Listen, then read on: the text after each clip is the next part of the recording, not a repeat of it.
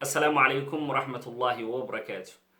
Walaalayaal meel kastoo adduunka aad ka joogtaan kusoo dhawaada muuqaalkan oo aan kaga warrami doono qiso cajiib ah oo ka hadlaysa nin ka mid a saxaabadii rasuulka ridwaanullaahi calayhim oo arkay suuraddii ama sawiradii ambiyada ilaahay iyo nebiyada oo uu ku jiro oo uu ka mid yahay rasuulullaahi maxamed sala allahu calayhi wasalam. qisadan markaad dhegaysato haddii ay ku cajab gelayso ama aad u aragtay inay faa-iido leedahay, fadlan waxaan idinka codsanaynaa inaad like iyo shareba aada noo taabataan si ay dad badan u gaadhaan oo ay uga faa-iidaystaan insha allahu tacaala. bismi illaahi araxmaan araxiim, alxamdu lilaahi rabbi alcaalamiin, wasalaatu wasalaamu calaa ashrafi alambiyaai walmursaliin sayidina wa xabiibina muxamed annabiy alamiin wacalaa aalihi wa saxbihi ajmaciin. walaalayaal, qisada aan idinla wadaagayo waa xadiid ayaa ka warramaya. xadiiskaasna culimo badan ayaa kutubtooda ku soo saaray. ibnu kathiir raximahullah kitaabkiisa tafsiirka marka uu fasirayay suuratu alacraaf aayadda 157 aladiina yatabicuuna arasuula annabiy alummiy, aayaddaa markuu fasiraya ayuu xadiidkan soo qaatay isagoo kasoo xiganaya kitaabka mustadraga ee uu xaakim qoray raximahullah iyo maaragtay dalaa-il nubuwa lilbayhaqi raximahullah. sidoo kale xadiidkan waxaa soo warinaya ama soo saaray imaam albukhaari kitaabkiisa taariikh ilkabiir. maaha kitaabka saxiixa ah, waayo bukhaari kutubo badan ayuu leeyay, kitaabka taariikhda ayuu kusoo saaray. sanadkiisana ibnu kathiir wuxuu leeyahy laa ba'sa bihi, wax dhibaato ah kuma jira. marka waayahay, qisadan markaa waxay ka warramaysaa saxaabiga la idhaahdo hishaam ibn alcaas ibnu waa'il asahmi ayaa loo diray xagga iyo maaragtay dhulka sham si uu ula kulmo boqorkii roomaanka ee hiraqal loo yaqaanay.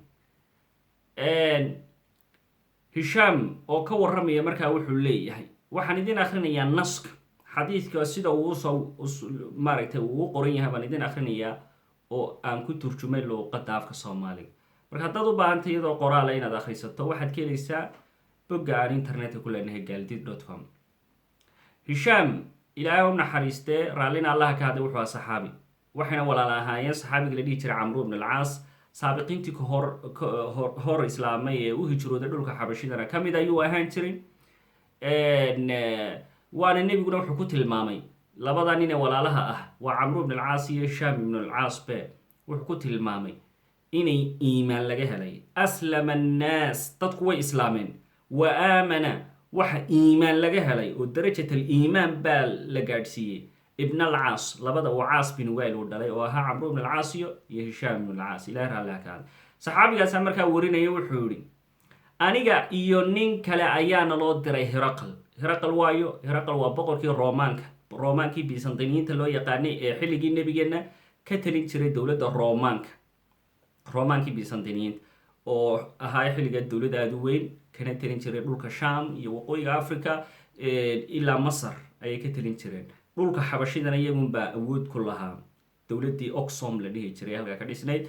iyo sidoo kale yurubta ayaa laba qaybood bay qaybsamaneyd, romaantii bariyeed iyo romaanta galbeed. marka xaruntoodu iyo caasimadooduna waxay ahayd istanbul, magaalada istanbul ee turkiga ku taalla iminka. wuxuu dhahay markaa saxaabigii, ninkaasaa la ii diray boqorka roomaanka ahaa si aan islaamka ugu yeedho. waan baxnay oo waxaan tagnay quudatu dimashq, magaalada dimashq baan tagnay. waxaanu ku degnay nin la dhaho magaciisa jabalah ibnulayham alghasani, waa nin ka tirsan qabailka reer alghasaan. waa carabtii deganeed dhulka sham oo kristan ahaan jiray, nasaara oo hoos iban jirtay dowladda roomaanka. ninkaasaan ku degnay buu yihi. waanu galnay isagoo sariir ku dul fadhiya, wuxuuna noo soo diray cid nala hadasha. waxaan ku nidhi ilaah baan ku dhaartay idinla hadli mayno, waxaana loo soo diray inaan la hadalno uun boqorka. hadduu noo ogolaado boqorku inaan la hadalnana waan idinla hadli, haddii kalena idinlama hadlayno ayaan idhi. ninkii ayaa laabtay oo warkii u sheegay, wuxuuna noo ogolaaday inaan soo galno. wuxuuna nagu yidhi hadla, oo waanu la hadalnay. waaya, waxaa la hadlay markaa hishaam ibn alcaas oo wuxuu ugu yaboohay diinta islaamka ayuu ugu yeedhay. ninkaasi markaa jabale la dhaho wuxuu sitaa mare madow. dabadeedna hishaam ayaa wuxuu ku yihi, maxaa maradan madow aada la sidataa? wuxuu ihi, marada madow waxaan la sitaa waan gashtay oo bixin maayo oo siibi maayo ilaa iyo aan idinka saaro dhulka shaam. muslimiintu u jeedaa. deetana waan la hadalno waxaan ku nidhi ilaah baan ku dhaartee meeshan aad fadhido iyo boqortooyada weyn ka madaxda waa Hiraqle ayaanu qabsanaynaa oo aanu qaadanaynaa. waxaana arrintan noo sheegay nebiga iyaga Muxamed sallallahu calayhi wasallam. wuxuu yidhi idinka ma tihdin, waayo kuwa qabsan doonaa waa qolyo sooma maalintii habeenkiina tukada. deetana wuxuuna weydiiyey ayuu yidhi soomkii ayagii baan uga warrabnay, wejigii ayaa madoobaaday buu yidhi ninkii la dhihi jiray Jabala. wuxuu dhahay oo nagu yidhi istaaga. waanu istaagnay. cid ayuu nagu daray na tusta ama noo geysa boqorkii markaa Roomaanka ee Hiraqal loo yaqaanay. waanu baxnay ayuu yidhi. markii aan u dhoweyn magaaladii boqorka ayay nagu dhaheen kuwiina la socday, geela aad wadataan ka dega, aan idinku qaadno fardaha iyo baqlaha, geela hala gelina magaalada boqorku uu joogo. waanu ka diidnay. arrintii ayay boqorkii u sheegeen. kadibna geel iyagii baan la galnay magaaladii. geelii ayaan fadhiisanay, meel qol baan ku degnay, halkii baan geelii fadhiisanoo ku seetaynay. dabadeedna waxaana eegayay buu yidhi boqorkii baana eegayay. waxaanu nidhi ereyga tawxiidka laa ilaaha ila allah iyo allahu akbar baan nidhi. kelmaddaa markii aan nidhi ayaa qolkiibaa gilgilmay oo u ruxmay sida laan dabayli ay ruxayso oo kale. dabadeedna cid baana loo soo diro oo boqorkii baa yidhi diintiinna hanagu muujisanin, anagu dul muujinin annaga. kadibna cid kale ayuu noo soo diro. wuxuu ihi soo gala. waan u galnay isagoo ku dul fadhiyo furaash oo ay agtiisana joogaan badaariqadii iyo markaa nimankii culummada Roomaanka u ahaa. wuxuu ku fadhiyaa ninkaasi gogol cas. wuxuu sitaa dhar cascas. wuxuu sidoo kale hareertiisu waa wada casaan ama waa guduud. agtiisa waxaa jooga nin carbeed oo luuqadda afka carabiga si wanaagsan uga hadlayo hadal badan. wuxuu nagu yidhi maxaad ii salaami weydeen, ama markaasaan ku nidhi maxaad iigu salaami weydeen salaantiina. markaasaan nidhi salaantayadu kuuma bannaana, annagana inaan taada kugu salaano nooma bannaana annaga. wuxuu yidhi oo maxaad ku salaantaan boqorkiina? wuxuu yidhi waxaan ku salaanaa assalaamu calaykum. oo muxuu idinku jawaabaa? wuxuu noogu jawaabaa isla salaamu calaykum wacalaykum assalaam ayuu noogu jawaabaa. wuxuu yidhi hadalladiina maxaa ugu sarreeya? wuxuu yidhi waxa ugu sarreeya laa ilaaha ila allah iyo allahu akbar. isla markii aan allahu akbar nidhi ayaa qolkiibaa gilgilmay. dabadeedna madaxii ayuu sare u qaaday oo wuxuu yidhi ereygan afkiina ka soo baxaya markaad dhahdaan ma guryihiinnu ma gilgilmaan mise waa aniga un? waxay dhaheen maya, annaga adigun baanu kugu aragnay arrintaa. dabadeedna wuxuu yidhi waxaan jeclaan lahaa in mar kastoo aad tidhaahdaan meel kastaad ka dhahdaan inuu saa u gilgilmo. deetana wuxuu na waraystay oo wuxuu naga waraystay salaadayadii iyo soonkayagii ayuu yidhi. waanu uga warrabnay. wuxuu nagu yidhi istaaga. waanu istaagnay ayuu yidhi. wuxuuna dejiyey guri, waanana marti qaaday muddo 3 maalmooda. habeen ayuu haddaba noo yeedhay ayuu yidhi. waanu u galnay. hadalkii uu na weydiiyey oo kale ayuu dib noo weydiiyey, jawaabtii oo kale aan siinay. kadibna waxaa loo keenay wax afargeesooda, alaab weyn oo afargeesooda oo qolol leh. markaa guryo yaryar ayay leedahay. qol kastaa wuxuu leeyahy albaab yar ayuu leeyahy, quful buu leeyahy. marka wuxuu hi albaab ka mida ayuu furay iyo qufulkii. wuxuuna ka soo saaray maro xariir madow buu ka soo saaray. waanu maradii buu kala bixiyey. waxaana maradaa ku sawirnaa nin sawirkiisu nin cas. waxa ku yaalana sawirku sawir cas buu ahaa. waxaana ku yaalla nin indhawaaweyn, qaar kan dambe jidhkiisa u weyn, oo aanan arkin dherarka qoortiisa wax la mida, gadhna aan lahayn. wuxuu lahaa timo dafiiratayn, timihiisa ayuu 2 qaybood saa uga kala dhigay oo aada u qurux badan. markaasuu nagu yidhi ninkan ma taqaanaan? waxaanu nidhi maya. wuxuu yidhi ninkani waa aadam calayhi salaam, waa nebi aadam ayuu yidhi. kadibna wuxuu furay albaab kale. wuxuuna ka soo bixiyey xariir madow. waxa ku yaalla sawir cad. wuxuuna leeyahay sawirkaa cad ninka ku yaallaa timo adag, indha cascas, madax weyn, gadh qurxoon. wuxuu yidhi ma taqaanaa ninkan? waxaan idhi maya. wuxuu yidhi waa nuux calayhi salaam. kadibna wuxuu furay albaab kale wuxuu ka soo saaray xariir madow mise waa nin aad u cad oo indha qurxoon weji weyn dhaban dheer gadhkiisu cad yahay ood moodo inuu qoslaayo wuxuu ihi ma taqaanaa ninkan waxaanu idhi maya wuxuu dhahay waa ibraahim calayhi salaam kadibna wuxuu furay albaab kale mise waa sawir cad mise ilaah baan ku dhaartaye waa rasuulkii ilaahay ee muxamed sala allahu calayhi wasalam wuxuu yihi ma garanaysaan kan waxaanu nidhi haa waa muxamed rasuulullah waa muxamedu rasuulkii ilaahay ah sala allahu calayhi wasalam waanu oynay ayuu yidhi ilaah baa oga intuu istaagay ayuu fadhiistay markaasuu wuxuu yidhi ilaah baan idinku dhaarshay ma isaga markaasaan idhi haa isagu waa isagii waanu eegnay mudda ayuu eegayay wuxuuna yidhi waa boqorkii hiraqalba hadlaya dhegayso isagu waa guriga u dambeeya ee waan idiin soo dedejiyey si aan u ogaado kiina nebigiinna inaan u ogaado kadibna wuxuu furay albaab kale wuxuuna ka soo saaray xariir madow mise waa sawir maariin ah mise waa nin tima adag indho godan si adag wax u eegaya cabusan ilkihiisu saaran yihiin dibintiisa sare u kacsan tahay ood moodo inuu cadhaysan yahay wuxuu yidhi ma garanaysaan kan waxaanu idhi maya wuxuu yidhi waa muuse calayhi salaam dhinaceeda waxaa ku sawiran sawir u eg nin madaxiisu saliidaysan yahay wejigiisu ballaadhan yahay indhihiisu aad mooddo inays eegayaan wuxuu yidhi ma garanaysaan kan waxaanu idhi maya wuxuu yidhi waa haaruun ibnu cimraan waa nebi muuse walaalkii calayhi salaam kadibna wuxuu furay albaab kale wuxuuna ka soo saaray xariir cad mise waa sawir nin maariina oo dhexdhexaad dherarkiisu yahay ood moodo inuu cadhaysan yahay wuxuu nagu yidhi ma garanaysaan kan waxaanu idhi maya wuxuu idhi waa luut calayhi salaam kadibna wuxuu furay albaab kale wuxuuna ka soo saaray xariir cad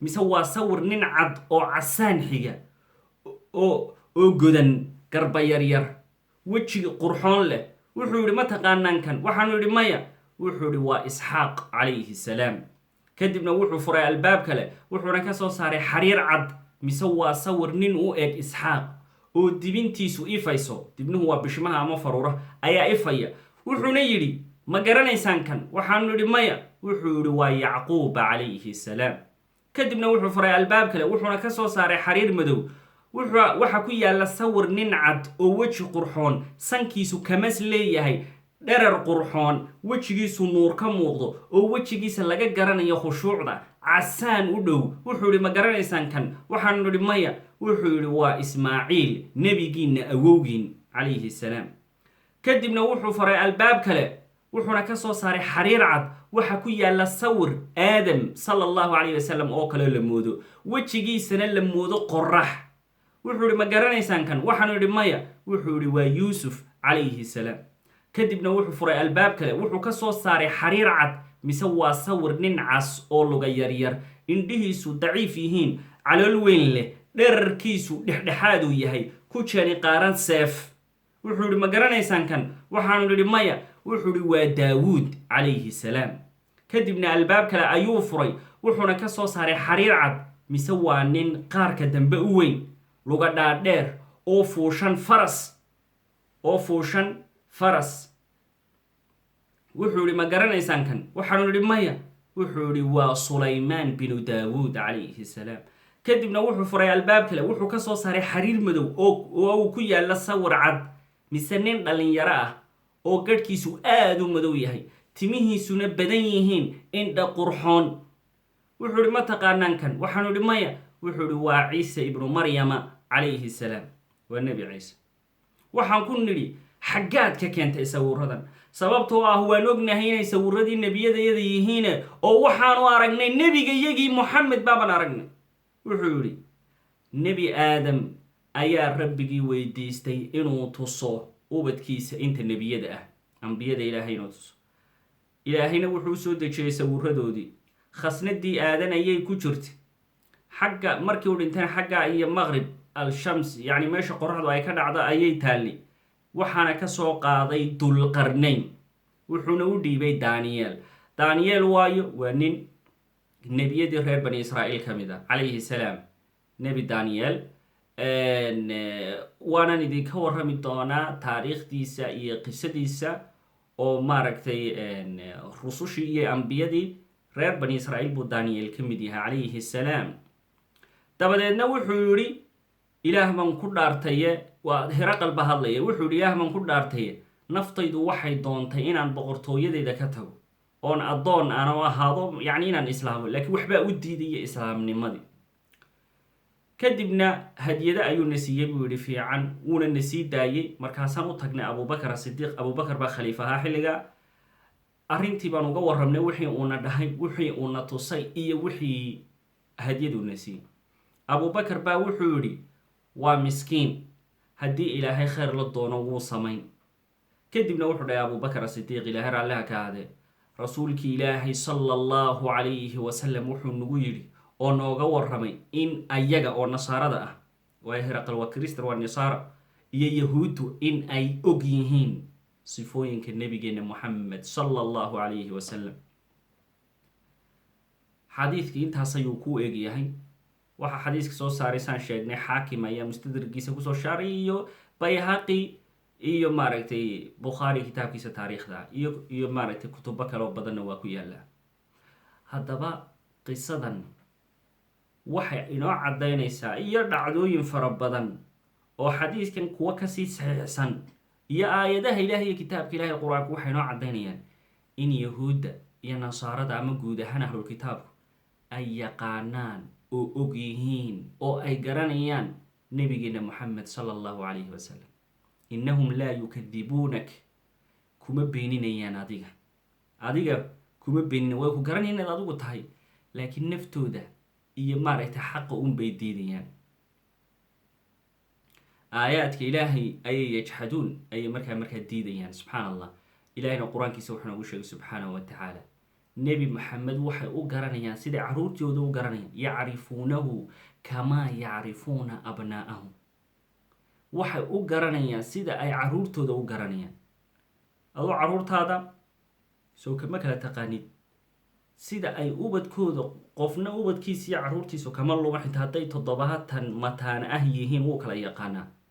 sidaasoo kale u garanayaan rasuulullaahi maxamed inuu nebi yahay, oo uuna yahay nebigii ugu dambeeyey, waayo waa loogu bashaareeyey, sifooyinkiisii oo dhan baa lasii sheegay. way garanayeen, way ogaayeen, way sugayeen. qur-aanka ilaahay wuxuu noogu sheegay nebi ciise calayhi salaam oo nebigeena maxamed ugu bushaareynaya reer bani israa'iil, wa mubashiran birasuulin ya'tii min bacdi ismuhu axmed. wuxuu ugu bushaareynaya rasuul isaga ka dambeynaya oo magaciisa la dhahdo axmed calayhi salaam.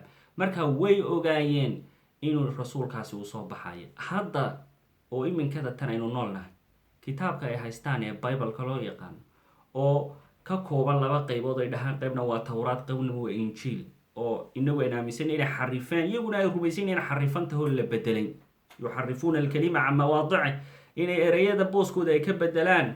iyaguna way qireen, ilaahayna waa qiray subxaana wa tacaala. ayaa haddana waxa ku yaalla, iyado isagoo xarifan weli waxa ku yaalla sifooyinkii rasuulka ilaahay sala allahu calayhi wasalam. nebi ciise wuxuu leeyahay, kitaabkooda weeyaan, waa kitaabkooda bibleka iminkada tan ay haystaan, ayaa wuxuu leeyahay I have to depart, waa inaan tagaa. I have to depart so the confeder shall come, si uu u yimaado confederku. waa inaan tago si uu confederku u yimaado. waay ciise wuxuu leeyahay waa inaan tago si uu confeder u yimaado. confeder macnaheedu markay macneeyeen ereyga confeder af soomaali markay ku macneeyeen waxay dhaheen waa gargaare. marka ciise wuxuu leeyahay waa inaan tago si uu u yimaado maxay? gargaaru uu u yimaado. asalka ereyga confeder ee af ingiriisiga ay u adeegsadeenna, ila luuqadda af ingiriisi nebi ciise xilligiisi ma af ingiriisi baa lagu hadli jiray? yahuuddu ma af ingiriisi bay yaqaaneen? waa maya. luuqadan maaha luuqadda asalka ahayd ee kitaabka uu ku qornaa. luuqadda asalka ah ee injiilka ugu aslisan ee iminka injiilku uu ku qoran yahay waa luuqadda Greega. luuqadda Greegana ereyga confeder waxaa lagu dhahaa praktilos. praktilos baa la dhahaa.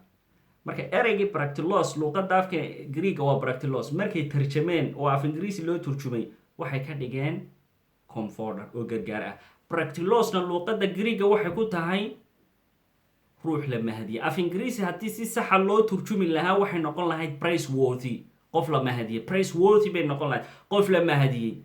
waa practilos luqadda afka Greek waxay ku tahay ruux la mahadiyey. marka waxbay saa isu daba marinayeen tadliis. yalbisuuna alxaqa bilbaatil. xaqa iyo baatilka ay waxbaa saa loo isu hoosgelinayaan. subxaan allah, si ay xaqa u qariyaan. marka ereygii practilos ahaa oo macnaheedu uu ahaa ruuxa mahadsan ama la mahadiyey, marka af ingiriisi u turjumeen waxay ka dhigeen comforter. af soomaali markii loo turjumana waxay waa gargaare. ta ugu daranna waxay tahay af carabi markii ay u turjumeen ay dhaheen biblekan carabi ku qorana waxaa lagu macneeyey mucazzi ayay dhaheen. subxaan allah. ereyga practilosna macnihiisu waa maxay? ruux la mahadiyey. ruuxa la mahadiyeyna waayo waa axmed, waayo xamdi buu ka yimi ereyga axmed iyo muxamed. nebi ciisena markuu leeyahay wamubashiran birasuulin yaatii min bacdi ismuhu axmed, nebi ka dambeeya oo axmed la yidhahdo la mahadiyey. haddaynu macnayno ereyga axmed la mahadiyey ayaa aniga iga dambaynaya buu leeyay. deetana ereygii axmed ayay macneeyeen. waayo hadday ereyga axmed sidiisa u qori lahaayeen ama muxamed ay qori lahaayeen way qabsan lahayen. waxay dhihi soo kan maxamed kitaabkii waa la qabsan lahaa soo maa. marka waxay sameeyeen farsamo iyo xeelad. waxay macneeyeen erey magac bay macneeyeen. magacana ma jiro adduunyada qaanuun iyo xeer dunida ku yaalla magac in la macneyn karo. magaca sidiisunbaad ugu dhawaaqaysa. axmed hadduu yahay axmed weeyaan. master bush haddaad tahay bush waa bush. reer miyi iyo baadiye kuma macneyn kartid. bush waa bush. haddii lagu dhaho master black luuqadda jinaha ku hadal, faransiiska ku hadal, hindiga ku hadal, wax walba luuqad walba dunida master black waa master black. magaca lama macneyn karo. laakiin si loo qaldo dadkii ayay macneeyeen magacii oo ereygii axmed ahayd practilos bay ka dhigeen. haddana markay u turjumayeen af ingiriisi comforter bay ka dhigeen. af soomaali markay u turjumeen gargaaray ka dhigeen. haddana markay af carabi u turjumeen mucaz ayay ka dhigeen. waxaasoo dhan waxbaa saa loo qarinaya. yalbisuuna alxaqa bilbaatil. maxaa ilaahay waa kale subxaanahu wa tacaala, maxaad xaqa iyo baatilka isugu dhex qarinaysa? walaa talbisu alxaqa bilbaatil wataktumu alxaqa wa antum taclamuun. xaqa ha dhexgelinina, baatil ha dhexgelinina, ha huwenina idinkoo ujeedadeedu ay tahay waxa xaqa inaad qarisaan. aayad kale ilahi wuxuu yuxarifuuna alkalima can mawaadic. ereyga ayay booskiisa intay ka bedelaan ayay wax kale ka dhigaan. subxaan allah, subxaanaka rabbana laa ilaaha ila allah. calaa kulli xaal xataa kitaabku isagoo oo uu xariifan yahay ayuu ciise leeyahay gargaara iga dambeynaya. xataa haddaad maantaba dhahdo war gargaarahaasi mee, gargaaraha ciise ka dambaynayaa mee, haddayna xitaa idhahno magacaba iska dhaafo waad bedesheen ba aan ogolaano, gargaaraha ka dambaynaya ciise mee. ila waxaa tiri ciise waa ilaah soo maa. waayo ilaahan cidda ka dambaynaysa, waayo gargaarahan la leeyahy uu ciise ku bashaaranayay whois waayo lagama jawaabi karo.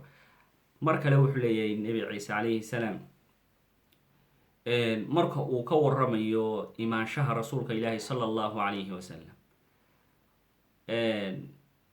wuxuu leeyahay ruuxa xaqa ah ayaa iman doona. the spirit of truth he shall come. ruuxa xaqa ah baa iman doona. he will guide you to all truth. wuxuu idinku hagi doonaa xaqa oo dhan buu idinku hagi doonaa. he shall not speak of himself. wax afkiisa ah isagu kama hadli doonee wax loo soo waxyooday ayuu ku hadli doonaa. markuu wade wuxuu dhahay ciise calayhi salaam and he will glorify me. way ammaani doonaa aniga, way weynayn doonaa. waa sifo lagu garanaya nebiga ka dambeynaya nebi maxamed calayhi salaatu wasalaam, nebi ciise ka dambeynaya. waa sifada lagu garanaya waa maxay? he will glorify me. way weynaynayaa, way sharfayaa. taariikhda aadamaha waayo ciddii sharaftay nebi ciise, waayo ninkii maaragtay ka dambeeyey nebi ciise calayhi salaam ee weyneeyey, ee cadamadiisa iyo weynidiisa iyo sharaftiisa iyo karaamadiisa inooga warramay. waa kuma cidda maaragtay hooyadii sharaftay oo suurad ka mida suuradaha ilaahay ee qur-aanka uu ilaahay ugu magac daray suuratu maryam. oo markaa waxa weeyaan mucjiso ka mida mucjisooyinkii nebi ciise ilaahay suurad dhan ugu magac daray suuratulmaa-ida. oo qabiilkii ama qoyskii ama nebi ciise awowgii ugu magac daray suurad dhan oo suuratu aali cimraan. oo nebi ciise magaciisa ilaahay uu qur-aanka uu ku xushay 25 jeer, iyadoo magaca maxamedna 4 jeer oo keliya lagu xusay. oo maryamo intaasoo dhowr iyo 30 jeer ilaahay uu ku xusay magaceeda. He will glorify me. Wuu i ammaanaya, wuu i weynaynaya, sharaftiisa iyo karaamadiisa iyo cizigiisa iyo ixtiraam iyo qadarin in loo hayo ayuu ka warramaya. Rasuul inuu yahay, nebi yahay, kalimatullahi ereygii alla uu ku turay maryamo inuu yahay, ruuxdii ilaahay inuu yahay, inuu masiixu yahay. nebi maxamed baa inoo sheegay sala allahu calayhi waaalihi wasaxaabatihi wasalam. ciisana iyaga ayuu sheegay kutubtoodanay ku taallaa. laakiin subxaan allah, subxaan allah, subxaan allah, nasal allaha asalaama. intaas ayaan ku joojinayaa. intaanan joojinin cafwan waxaan rabay inaan hal qodob oo kale aan tilmaamo oo ku saabsiisan qisadii aan soo qaatay. qisadaasi waxay ahayd sawiradii ambiyada ama nebiyada. ma bannaanta in sawirada nebiyada la sawiro? run ahaantii ma bannaana. innaga inooma bannaana sharci ahaan diinta islaamka inooma bannaana. sharciyadii diimihii hore waa suurtagal inay u bannaanayd. waayo ilaahay qur-aanka wuxuu inooga warramay nebi sulaymaan sawiro iyo waxyaalo sanamyo u eg in loo samayn jiray. yacmaluuna lahu maa yashaau min maxaariiba watamaahiila wajifaanin kaljawaabi waquduuri raasiyaat icmaluu aala daawuuda shukraa waqaliilu min cibaadiya shakuur. ilaahay wuxuu inooga warramay nebi sulaymaan inay shayaadiintu u qaban jireen waxyaalo fara badan. inay masaajido waaweyn u dhisi jireen, inay tamaathiiltu waa sawiradan sida sanamyadoo kale ee meelaha iminka laga taagay dhahaan taandhooyinka taallada iyo waxaasoo kale waa loo qaban jiray nebi sulaymaan. way u bannaanayd iyaga isaga diintiisii. tiirar dhaadheer waxaasoo dhan way u qaban jireen shayaadiintu. marka diimihii innaga inaga horreeye way u bannaanayd, laakiin diinteenna innaga diin alislaam ma bannaana in nebiyada ilaahay la sawiro ama maaragtay la muujiyo, iyo xitaa in filin laga matalo oo sawirkiisi ama qof uu dhaho nebi ibraahim bana ama nebi maxamed bana. waa shay-un laa yajuus, waa shay aan bannaanayn. sawirkuna ma ku bannaanayd diinta islaamka. nebigana wuxuu noo sheegay musawiriintu inay yihiin dadka ugu cadaabka badan maalinta qiyaame. bal nebigu uu ku tilmaamay kuwa kaniisada wax kusoo sawira inay yihiin ashaddu nnaasi cadaaban yowma alqiyaama iyo sharu lkhalq, shiraaru lkhalq, khalqi alla abuura kuwa ugu sharka badan. xadiiskii saxiixu bukhaariga iyo muslimkaba ku yaalla ee caaisha soo warinaysay ee haweenaydii nebiga umu xabiiba iyo umu salama markay tageen dhulka xabashida waxay ku arkeen kaniisado sawiro qurux badan lagu soo sawiray. nebigu wuxuu dhahay kuwaas markuu nin wanaagsan oo kamid a rajulun saalix, nin wanaagsan oo kamid a markuu dhinto ayay goobtiisa masaajid ama goob cibaade ka dhisi jireen xabaashiisa. waxna way kusoo sawiri jireen. ulaaika shiraaru lkhalq. kuwaas ayaa ah maxay? kuwa ugu sharka badan uguna dhibaatada badan ama ugu sharka badan khalqi alla abuuray subxaana wa tacala. marka innaga sharciga diinteenna kuma bannaana marnaba inaynu sawirno nebiyada ilaahay, kumana bannaana in filimaan laga matalo. waa shay aan markaa bannaanin. diimihii hore hadday u bannaanayd iyaga u taallaa. diimahaas maaragtay waa la nasakhay. kitaabka ilaahay qur-aankaa nasakhay wa muhayminan calayhi. khalaas wuu nasakhay oo sharci cusub ayaa ka dambeeyey. baaraka allahu lakum wajazaakum allahu khayran. haddii aad ka heshay fadlan like saar, share garee, nagu soo bir, subscribe dheh. aad iyo aad baad u mahadsantahay. wajazaaka allahu khayran wabaaraka allahu fiikum. wassalaamu calaykum waraxmat ullaahi wabarakaatu.